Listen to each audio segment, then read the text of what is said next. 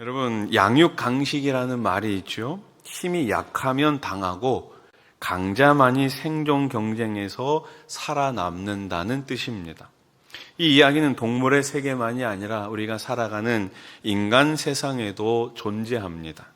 그래서 우리 안에는 은근히 어떤 마음이 있어요? 약자를 짓눌러서라도 강자가 되어 승리하고 싶은 그런 마음들이 있습니다. 그러나 최종적인 승자가 반드시 강자는 아닙니다. 동물의 세계를 보더라도 사자와 호랑이 같은 맹수들이 밀림을 다 지배하고 초원을 다 지배하면서 번성할 것 같은데 그렇지 않아요. 오히려 보호해 주지 않으면 이런 맹수들이 멸종 위기에까지 이르는 것을 보게 됩니다. 반대로 임팔라나 가젤 같은 초식 동물들이 오히려 더 생육하고 번성하는 것을 볼 수 있습니다.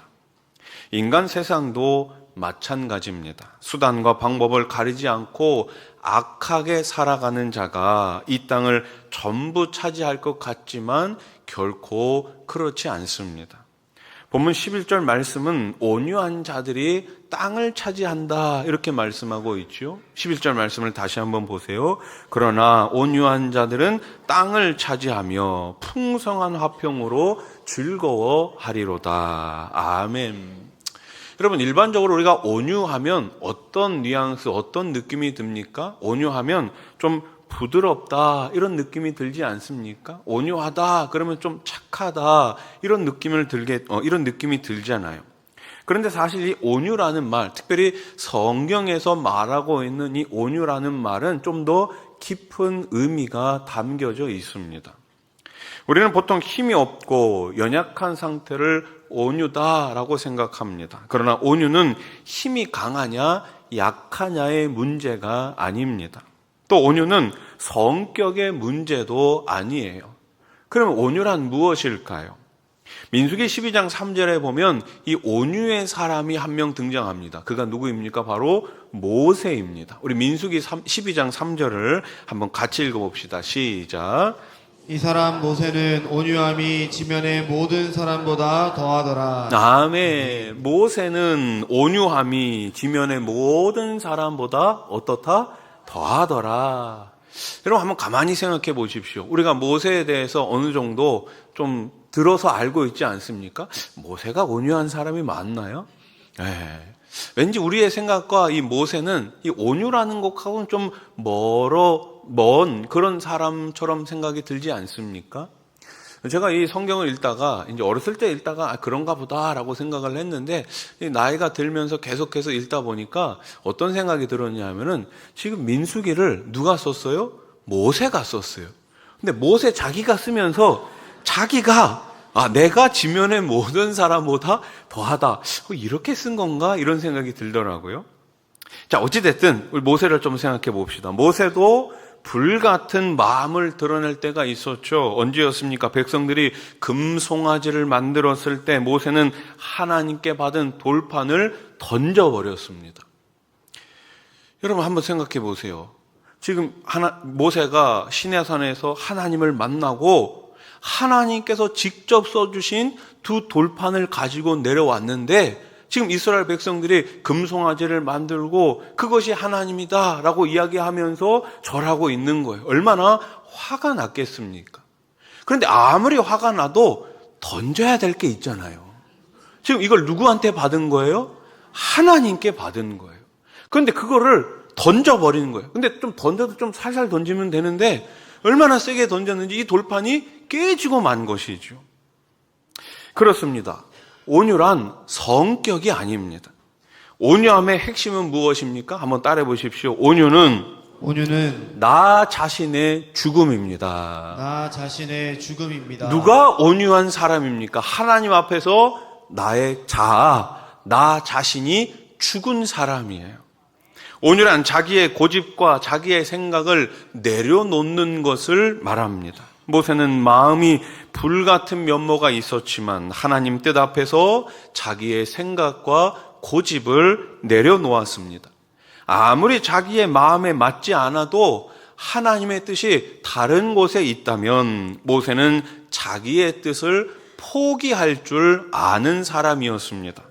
그런 면에서 모세는 온유함이 지면의 모든 사람들보다 뛰어났다는 것입니다. 그런데 어떤 사람들은 부드럽고 조용하고 온순한 것 같은데, 겉으로 보기에는 부드럽고 조용하고 온순한 것 같은데 하나님의 생각과 뜻 앞에서 어떻게 합니까? 절대로 자기의 마음을 내려놓지 못하는 사람들이 있습니다. 왜 그렇습니까? 자아가 죽지 않았기 때문이에요.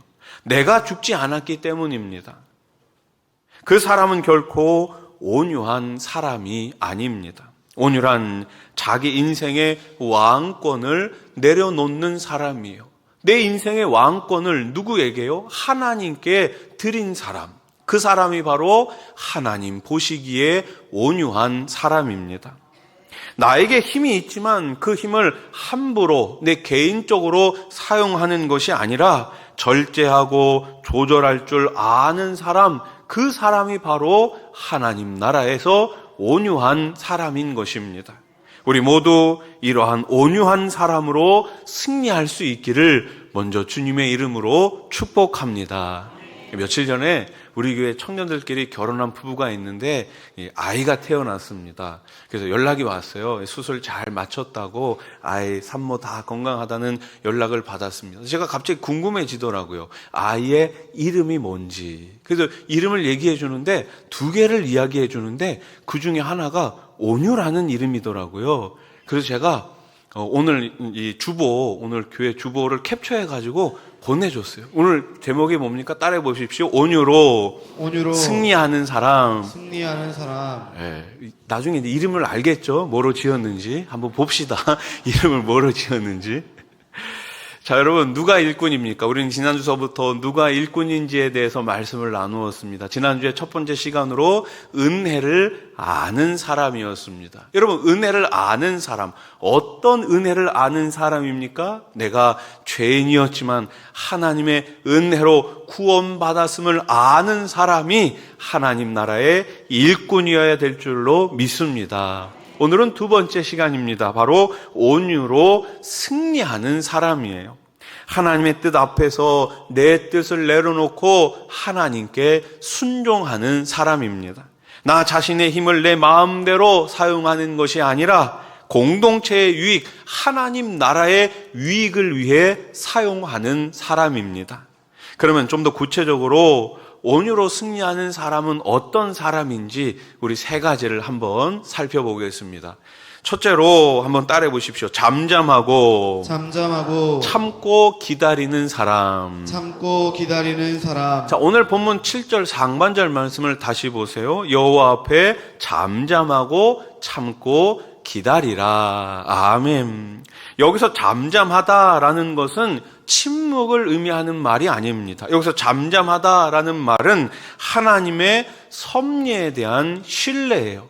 하나님의 일하심에 대한 신뢰를 지금 잠잠하다라고 표현하고 있습니다. 이스라엘 백성들이 애굽에서 나왔습니다. 그들이 애굽에서 나와가지고 여정을 하는데 가장 먼저 어려움을 겪게 되는 곳이 어디입니까? 바로 홍해라는 곳이었습니다. 앞에는 홍해물이 넘실거리고 있습니다. 뒤에는 바로의 군사들이, 바로의 군병들이 모래바람을 휘날리면서 쫓아오고 있습니다. 이때 이스라엘 백성들이 모세에게 어떻게 합니까? 원망합니다. 우리의 장례식장이 없어서, 우리를 묻을 무덤이 없어서 여기까지 우리를 데리고 나왔느냐? 모세에 대한 원망을 하고 있었습니다. 그때 모세가 이스라엘 백성들에게 뭐라고 이야기합니까? 잠잠하라. 기다리라.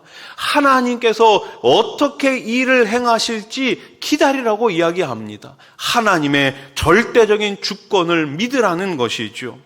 여러분, 잠잠하시기 바랍니다. 하나님의 섭리를 기대하며 기다리시기 바랍니다. 그 다음 말씀이 뭐예요? 참고 기다리라, 이런 말씀이 나오잖아요. 이 말의 의미는 무엇입니까? 고대하며 희망하며 기다린다라는 뜻입니다.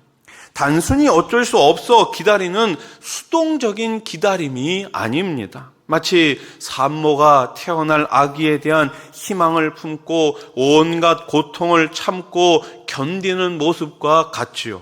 마찬가지로 우리는 하나님께서 일하실 때 나타날 그 미래를 간절히 기대하며 고대해야 하는 것입니다. 하나님께서 일하시면 이러한 내일의 소망을 우리에게 주실 거야. 그 소망을 가지고 참고 기다리는 저와 여러분들이 될 수 있기를 소원합니다. 어렵고 힘든 상황을 견디며 간절한 기대를 마음에 품고 적극적인 자세로 기다리는 것입니다. 이렇게 기다리는 자세는 인간적인 생각으로 조급해하거나 자기 나름의 방법을 모색하는 어리석음을 버리게 됩니다. 그리고 하나님의 궁극적인 보응을 믿는 가운데 모든 것을 하나님의 뜻 가운데 맡김으로 마음에 무엇을 얻을 수 있을까요? 평안을 얻게 되는 것입니다. 그러므로 여호와 앞에 잠잠하고 참고 기다리는 것은 인내의 믿음을 의미합니다. 모든 것을 하나님께 맡기고 참고 기다리는 마음, 그 마음으로 살아가는 우리 소나산교회 모든 성도님들 되시기를 주님의 이름으로 축복합니다. 자, 여러분, 그렇다면 이 온유의 반대말은 무엇일까요? 자기 주장을 끝까지 밀고 나아가 목적을 이루려는 태도입니다. 함부로 말하는 거친 태도, 무정하고 무례하고 오만한 태도예요. 우리는 스스로 사실 온유해질 수 없습니다. 그 누구도, 여기 서 있는 목사도 제 스스로 온유해질 수 없어요. 우리는 어떻게 온유해질 수 있습니까? 하나님의 지배 속에서 하나님의 말씀 안에 거할 때 우리는 온유할 수 있습니다. 온유하지 못하다는 것은 그 힘이 엉뚱한 데서 폭발하는 것이지요. 우리를 조정하는 힘이 없어질 때 우리는 폭발하고 맙니다. 그러면 그리스도 안에서 한 몸 된 교회가 어떻게 됩니까? 그 교회가 교제가 깨지게 되는 거예요. 여러분, 일을 맡길 때 되도록 피하고 싶은 사람들이 있잖아요. 함께 일하기가 꺼려지는 사람들이 있습니다. 능력이 있고 없고도 중요하겠지만 그보다 마음의 감정을 조절하지 못하고 쉽게 흥분하고 폭발하는 사람들에게 이 일을 맡기기는 꺼려집니다. 주님께서도 잠잠하게 참고 기다리는 온유한 사람에게 일을 맡기십니다. 하나님이 진정 기뻐하시는 일꾼으로 쓰임받기를 원한다면 우리는 하나님께 내 감정까지 드리면서 온유의 사람으로 살아가야 하는 것입니다. 모세를 좀 더 한번 생각해 봅시다. 모세는 원래부터 온유하지 않았죠. 자기 민족을 사랑하는 마음에서 비롯되기는 했지만 애굽 사람을 때려 죽인 사람이 모세 아닙니까? 지극히 인간적이고 혈기가 있는 사람이었습니다. 그 일로 인해 모세는 광야로 가서 무려 40년을 지내야지만 했습니다. 그러다가 80세의 가시나무 떨기 앞에서 하나님의 임재, 성령의 충만함을 받게 됩니다. 그렇게 온유한 사람이 된 모세는 어떤 사람이 되었습니까? 혈기가 죽은 사람이 된 것입니다. 그렇다고 해서 사명과 정의 앞에 물러서거나 도망가는 비겁자가 아닙니다. 백성들의 연약함을 품에 끌어안고 기도하는 지도자가 된 것입니다. 여러분, 모세가 이스라엘 백성들이 이 금송아지 앞에 절했을 때 하나님의 두 돌판을 던지지 않았습니까? 그때 하나님께서 모세에게 뭐라고 말씀하시나요? 내가 이 백성을 지면에서 쓸어버리겠다. 너를 통해 새로운 백성을 내가 만들겠다고 하십니다. 우리 같으면 어떻게 했을까요? 하나님, 좋은 생각입니다. 이 백성들 아무리 생각해도 답이 없어요. 답이 없어요. 빨리 다 쓸어버리시고 새로운 민족을 만들어 주세요. 이렇게 하지 않았겠습니까? 근데 모세는 어떻게 합니까? 하나님, 절대로 그렇게 하지 마십시오. 그리고 하나님께서 내가 이 백성을 떠나겠다고 말씀하십니다. 내가 이 백성과 함께 가나안 땅에 올라가지 않겠다고 말씀하십니다. 그때 모세가 어떻게 합니까? 하나님께 기도로 매달리면서 끝까지 우리와 함께 해달라고, 이 백성을 버리지 말라고 기도한 사람이 모세 아닙니까? 심지어 모세에게 누가 도전합니까? 그의 형제였던 아론과 미리암이 도전하지요. 반역합니다. 그러나 아론과 미리암도 모세는 마음에 품고 그들을 안고 함께 갑니다. 그를 보며 하나님께서 칭찬하신 거예요. 뭐라고 칭찬하신 거예요? 온유함이 지면의 모든 사람들보다 더하다. 그런 하나님의 칭찬을 받은 사람이 모세입니다. 오늘 우리 수원아산교회 또 새롭게 세워진 일꾼들 모두가 이러한 칭찬을 받는 성도, 칭찬받는 일꾼들 되시기를 우리 주님의 이름으로 축복합니다.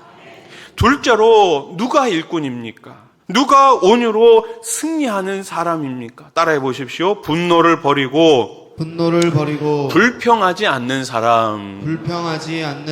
자, 오늘 우리 본문 8절 말씀을 세 번역으로 한번 같이 읽어봅시다. 시작.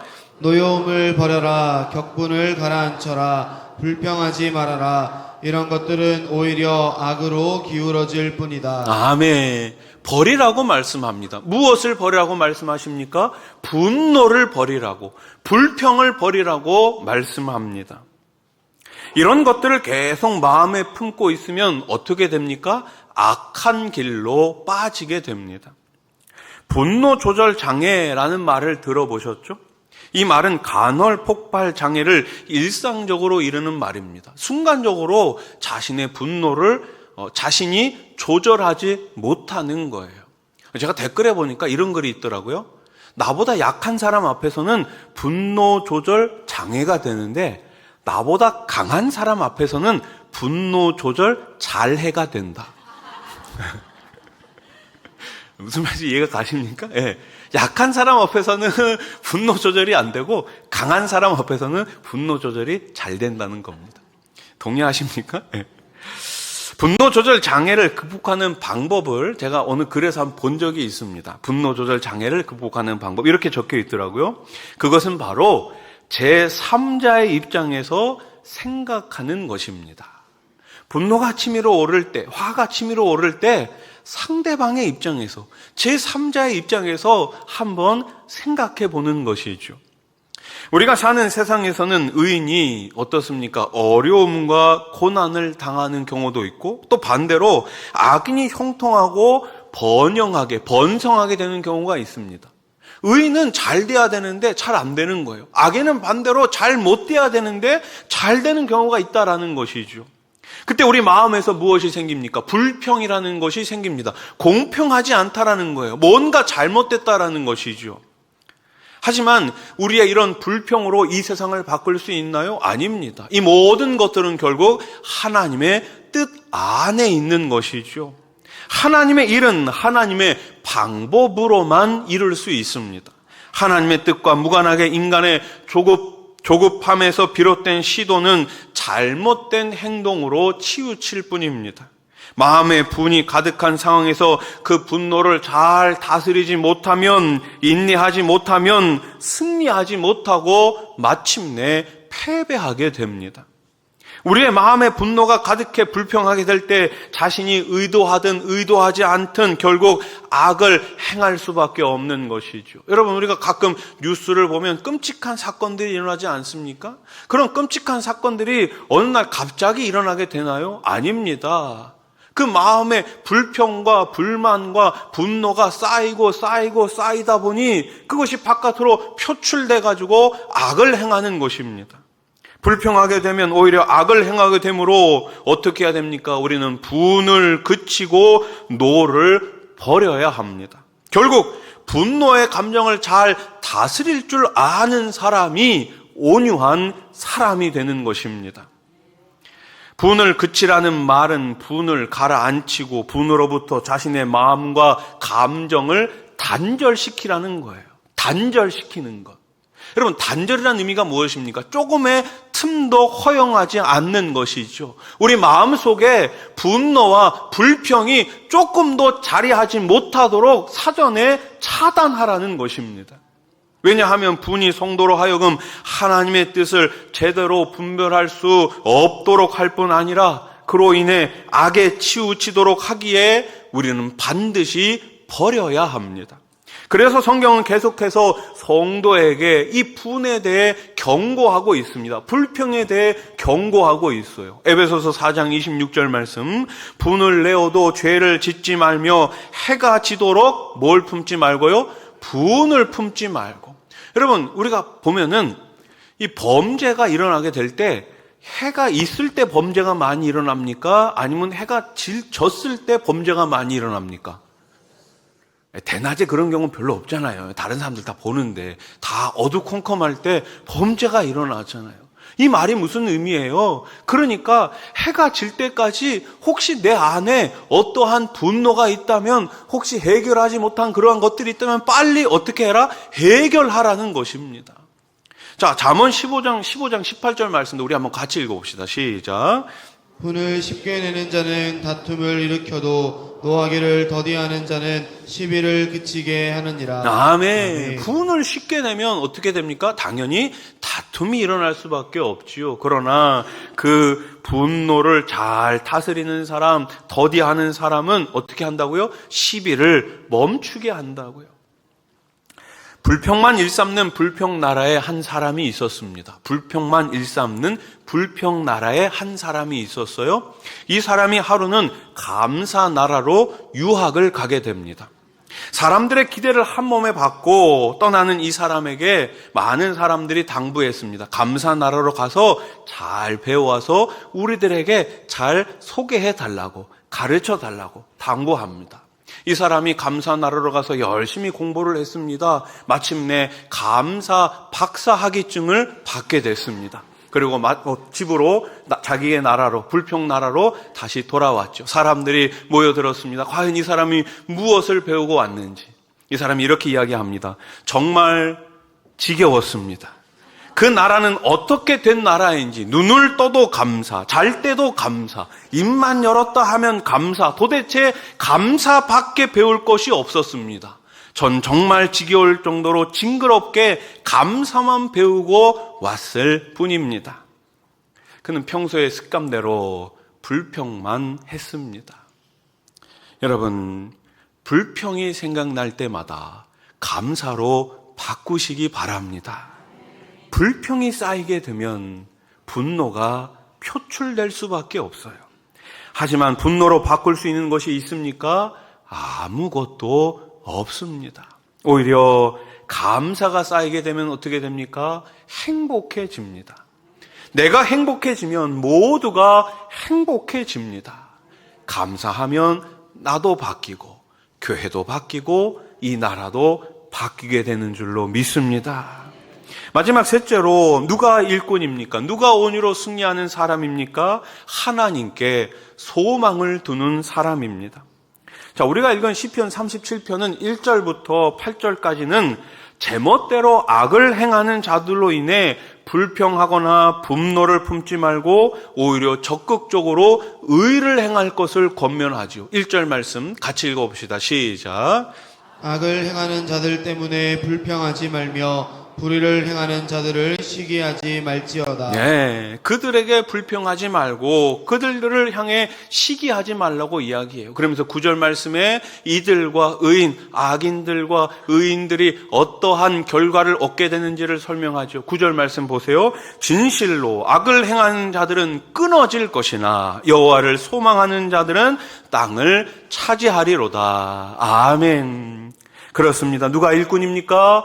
여호와를 소망하는 사람, 하나님께 소망을 두는 사람이 참된 일꾼, 복된 사람임을 믿으시기 바랍니다. 이 세상의 방식대로 살면, 이 세상의 방식대로 사는 사람은 온유한 사람일 수가 없어요. 왜 그렇습니까? 이 세상의 방식대로 살려면 결국 불의를 행해야 되기 때문입니다. 하나님을 의지한다는 말은 이 세상의 방식을 따르지 않는다는 것입니다. 하나님께 소망을 두고 일하는 일꾼은 어떤 사람입니까? 자리를 탐하지 않고 자신의 자리에서 충성을 다하는 사람입니다. 나의 뜻이 아닌 공동체의 화합을 위해 최선을 다하는 사람입니다. 다른 사람의 눈을 의식하지 않고 묵묵히 섬김의 자리를 지키는 사람입니다. 오직 하나님만을 기뻐하며 복음과 함께 달려가는 그 사람이 바로 하나님께 소망을 두는 사람입니다. 온유로 승리하는 사람, 온유로 충만한 일꾼은 이 세상에 대한 욕심을 버린 자요, 하나님께 소망을 둔 사람입니다. 우리 시편 146편 5절 말씀을 같이 읽겠습니다. 시작. 야곱의 하나님을 자기의 도움으로 삼으며 여호와 자기 하나님에게 자기의 소망을 두는 자는 복이 있도다. 아멘. 하나님께 소망을 두는 자가 복이 있는 사람인 줄로 믿으시기 바랍니다. 그 사람에게 주시는 구체적인 약속이 무엇입니까? 오늘 보면 마지막 11절 말씀이에요. 제가 읽어보겠습니다. 그러나 온유한 자들은 땅을 차지하며 풍성한 화평으로 즐거워하리로다. 아멘. 무엇을 차지한다고요? 땅을. 여러분 오해하지 마십시오. 이 땅에 있는 땅이 아닙니다. 이 땅에 있는 땅은 좀 비싸요. 그런데 우리가 진짜 차지하게 될 땅은 돈으로 살 수 있는 땅이 아닙니다. 우리가 마침내 얻게 될 땅은 어디입니까? 바로 우리의 본향 천국임을 믿으시기 바랍니다. 오늘도 천국을 소유하시고 천국의 그 소유한 자로 합당하게 온유한 사람으로 살아가실 수 있기를 우리 주님의 이름으로 간절히 축원합니다.